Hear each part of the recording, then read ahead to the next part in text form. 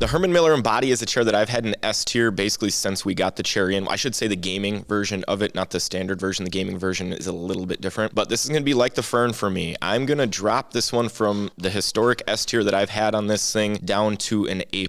And the reason being, again, there's another chair out there that I think is more comfortable in every single aspect as this one. And when I just think about the chair, my willingness to use it compared to other chairs, and the drawbacks that it does have, I mean, the lumbar support can be a little bit pokey. The seat isn't super flexible and can be kind of wonky with the seat depth adjustment. I can't keep this one in S tier. I got to bring this one down to an A+.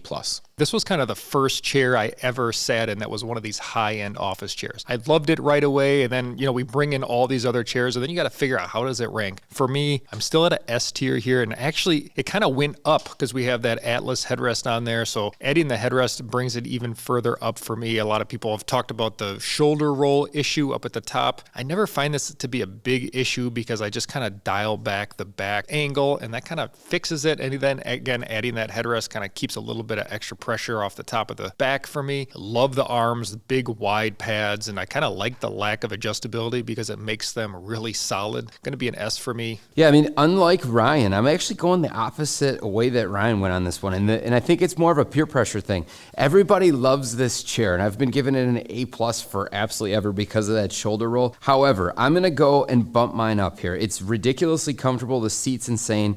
The armrests are massive, again, and they accommodate what you would normally get from like depth adjustment, all the range that you need to have good support. I get great support in this chair. I'm going S tier on this one. So Ryan dropped it down. I increased it up. It actually ends up staying right at S tier. The Aeron Remastered chair. Now this is a huge upgrade over the Classic. You guys have probably seen plenty of the tier lists where I've ranked an F tier for the Classic because it's just unsittable for me. Everything that they've changed on this chair was an improvement, specifically in the seat for sure. Getting rid of that foam pad in the front makes it more comfortable. The tilt function on this thing is absolutely ridiculous. It is one of the best, if not the best. So if you're going to want to rock back and forth on the chair, it's great. And these arm pads, they are like top tier. There's not a more soft pad that's more durable than this one that'll actually hold up. And that's kind of what it comes down to. You're going to get comfort, and you're going to get excellent comfort for a very long time because the mesh that they use on this holds up super well.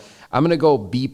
Yeah, the Aeron's a tough one for me just because there's things on it that I think it does better than any other chair on the market. So the recline, that harmonic tilt recline, is unbelievable. It's the most comfortable, smoothest action you're ever going to find on a recline. I absolutely love it. I really, really like the lumbar support on it as well. Really unique system, the Posture Fit SL, the best mesh that you can buy on the market. And then I do think the arms, like Greg said, are top tier. The adjustment ranges are massive, and the pads themselves are the most comfortable pads in the entire industry. The reason that I cannot push this to an A tier is because of the seat, and it still has that kind of like bucket style design. I'm going to be at a B+ on this one just because I think it does some things excellent. I just can't get it into A tier because of that seat frame. I've always kind of been the highest one on the Aeron, and I remain that way. I'm going to be at an A. I do agree with all these things where it basically is the best in class for so many different areas, whether it's the seat, the mesh, the lumbar. It's so good in all those areas. The one problem for me is I do wish I had a little more ability to sit in different seating positions, so that's why just that hard frame can be a problem for that. If I want to kick one foot up under the other or under my leg, you just can't do that because that hard frame is going to restrict that. But if I just want to focus and really sit nice and ergonomically and focus on my work, this is probably the best chair for that. So for me, it's going to be an A. It's going to average out, what are we going to have here, a B+.